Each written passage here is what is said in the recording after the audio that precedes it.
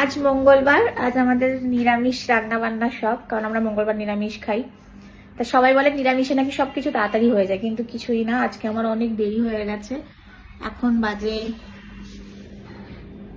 1:30। এই যে আমার বড় বাচ্চাকে স্নান করিয়ে বসিয়ে রেখেছি, আর ওই যে ছোট বাচ্চা আজকে স্কুল যায়নি, ওখানে বসে কি করছে জানি না। বড় বাচ্চাকে স্নান টান করালাম, করিয়ে একটু চা খেতে চাইলো, 1:30টার সময় চা খেলো। তো চা করলাম, এইসব করতে গেলে তো লাগবেই সময়। তারপরে বেশ কিছু কাছাকাছি ছিল, কাছাকাছি করলাম। তো এখনো রান্না কমপ্লিট হয়নি। আবার চা খেলেন উনি, খাওয়ার পর একটা ওষুধ ছিল একটা, তাই তো। এখন শ্রীদেবী বসে আছে।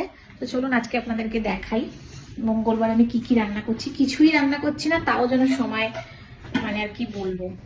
এই যে এক হাঁড়ি ভাত তো নেমেই গেছে, আর এটা সোয়াবিনের একটু কষা কষা সোয়াবিন করলাম,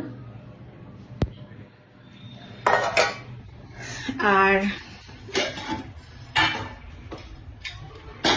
ডাল সিদ্ধ করে রেখেছি, সাথে একটু আলু দিয়ে দিয়েছি, যদি খায় মেখে দেবো, ডালটাকে ফোড়ন দেবো। আর এইদিকে দেখতে পাচ্ছেন আমার একটা পছন্দের খাবার, আমি কিন্তু ফুলকপি খেতে ভালোবাসি না, বাট ফুলকপি আলু ভাজা খেতেটা খুব ভালোবাসি। মানে ফুলকপি ভাজা একটু কালো জিরে দিলে, বা ফুলকপি আলু ভাজা, ওটা ভালো লাগে, কিন্তু এমনি ফুলকপি তরকারি ভালো লাগে না খেতে। তো এটা এখন ভাজা করবো, সাথে থাকুন। কড়াইটা অনেকক্ষণ বসানো ছিল, গরম হয়ে গেছে। এবার বেশ খানিকটা তেল দিয়ে দেবো। এই তেলেই ফুলকপি আলু ভাজা হয়ে গেলে ডালটাকে একেবারে ফোড়ন দিয়ে দেবো।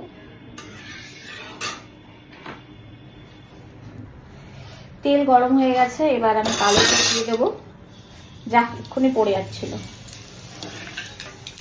ভিডিও বানানোও কিন্তু অনেক কষ্ট। যারা ভাবেন ভিডিও বানাই আমরা, মনে হয় অনেক ইজি, কিন্তু না। এমনও হয় হাতে ছ্যাঁকা লাগে, কোনো খাবার পড়ে যায়, গরম কিছু পড়ে যায়, অনেক অনেক অসুবিধেই হয়। যারা ভিডিও করে তারা জানে আর কি, ভিডিও বানানো অত সহজ নয়। এবার ফুলকপি আলুগুলোকে ভালো করে ধুয়ে ঝাড়িয়ে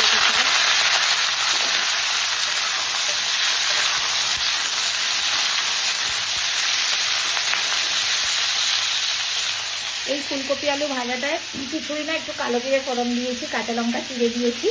এবার একটু পরিমাণ মতো লবণ, হলুদ আর একটু চিনি দেবো, দিয়ে শুকনো শুকনো করে ভাজা ভাজা।